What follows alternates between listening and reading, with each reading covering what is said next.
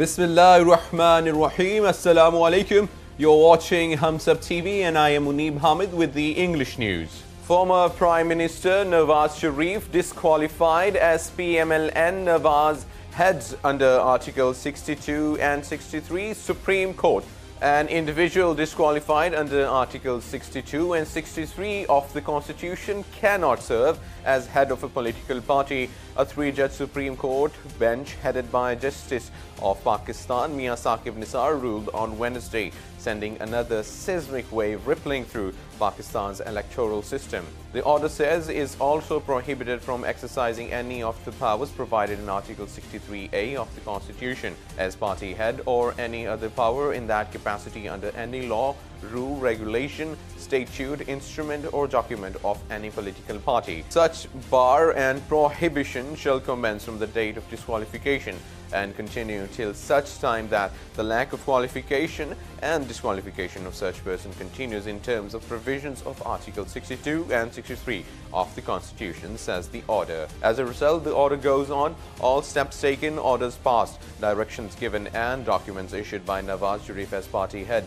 after his disqualification on July 28, 2017 are also declared to have never been taken, passed, given or issued in the eyes of the law.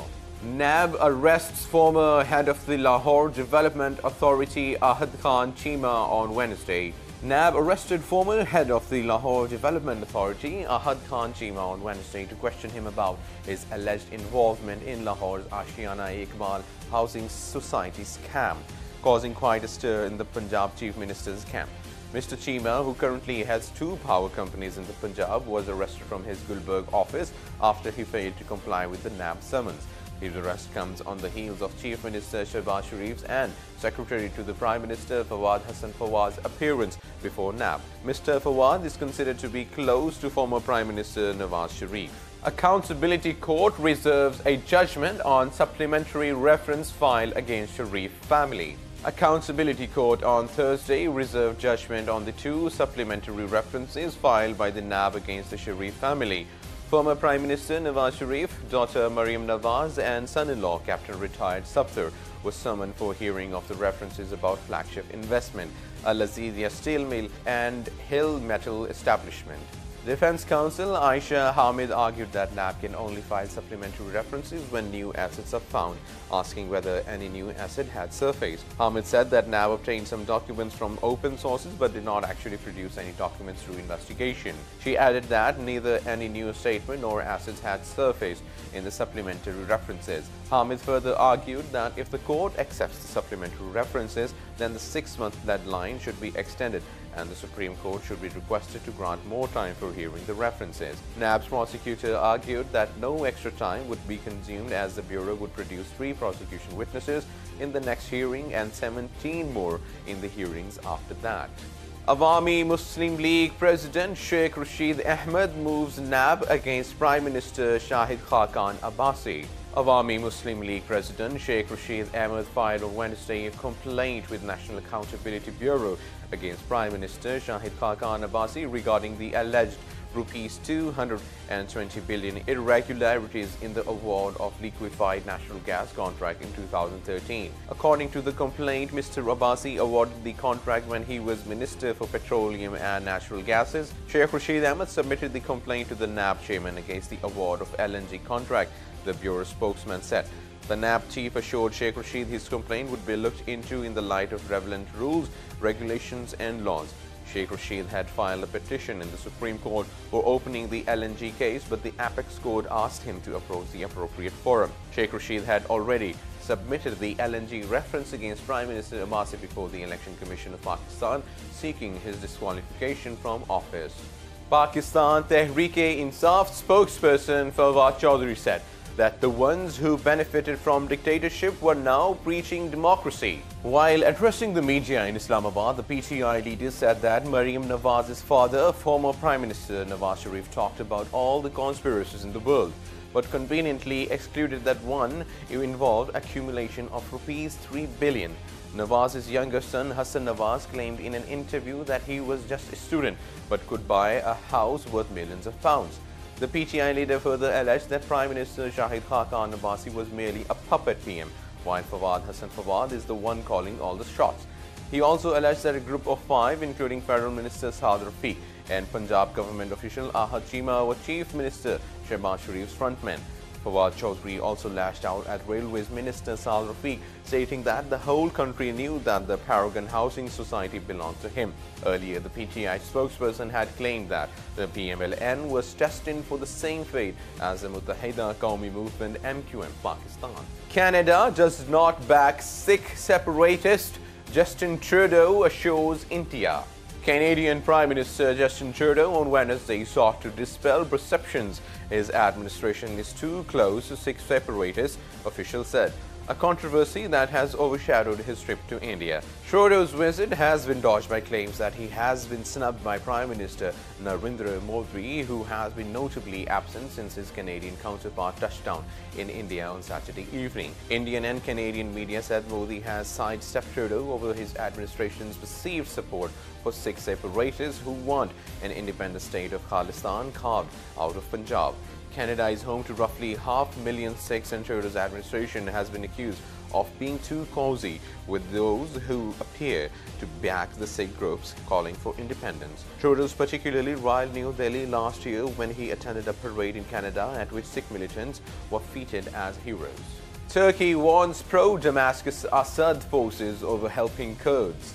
Turkey warned on Wednesday that pro-Damascus forces would face serious consequences for entering Syria's Afrin region to help Kurdish fighters repel a Turkish offensive. Their arrival raises the specter of wider escalation on Syria's northern battlefront, which includes the Syrian army, allied Iran-linked militias, Kurdish forces, rebels, Turkish troops, and Russians and American forces. The Syrian Kurdish YPG militia said Turkish planes bombed a town in Afrin and fighting raged on the ground on Wednesday. Netanyahu confident to testify against him.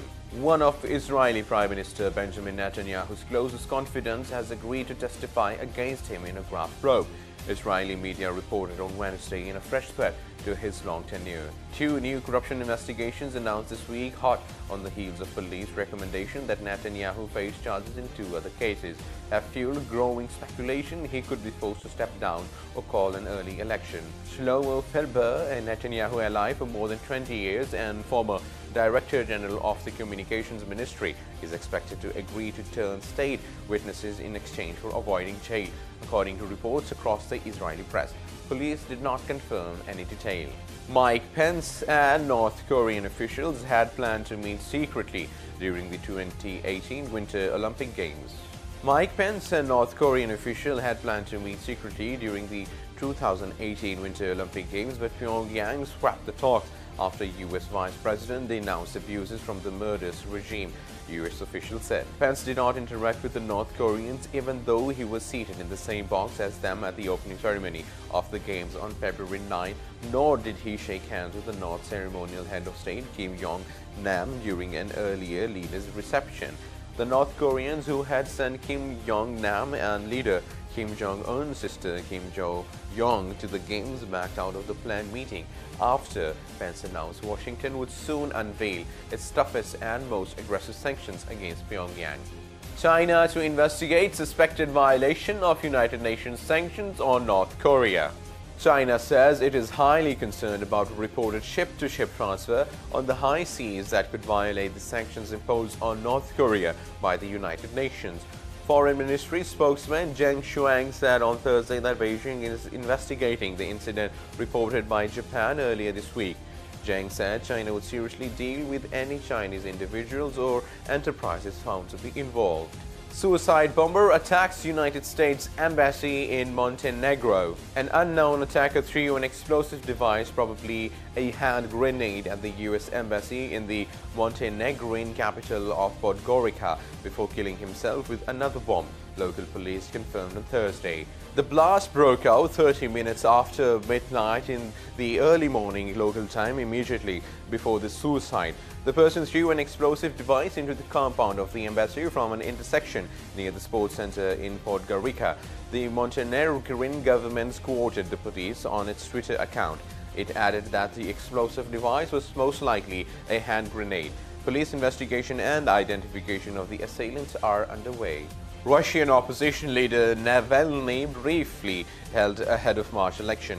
Russian opposition leader Alexei Navalny was detained by police on Thursday but then released a short while later, weeks ahead of a presidential election in which he has been barred from running. A 41-year-old anti-corruption campaigner, Navalny has been repeatedly jailed for organizing some of Russia's biggest protests in recent years, railing against what he says are the derailed lives of President Vladimir Putin and his inner circle. He has been barred from running in March 2018 elections over what his supporters say is a trampled up and suspended prison sentence, but has called for nationwide boycott aimed at undermining Putin's legitimacy. And now the sports news. Multan Sultans Peshawar Zalmi set sight on victory in today's PSL 2018 opener. Both the Multan Sultans and Peshawar Zalmi have geared up to put on a spectacle in the opening match of the Pakistan Super League on Thursday night. While the defending champions have a lot of experience on their side, the newcomers are ready to give the game their all, said Multan Sultans skipper Shoaib Malik. Being captain of Multan Sultans, I can assure you that we will give our best in the game, Malik said while addressing a crowd of supporters of the team at a dinner last night. And now the weather forecast for the next 24 hours. Rain, thunderstorm with snow over the hills associated with gusty winds is expected at scattered places in northeast Balochistan, Quetta, Zob, Kalat divisions, Khyber Pakhtunkhwa, Fata, while at isolated places in Multan, DG Khan, Bahawalpur divisions, Upper Punjab, Islamabad, Kashmir and Gilgit-Baltistan. And that is the end of the news. For more news and analyses, please keep watching Humsab TV. Take care.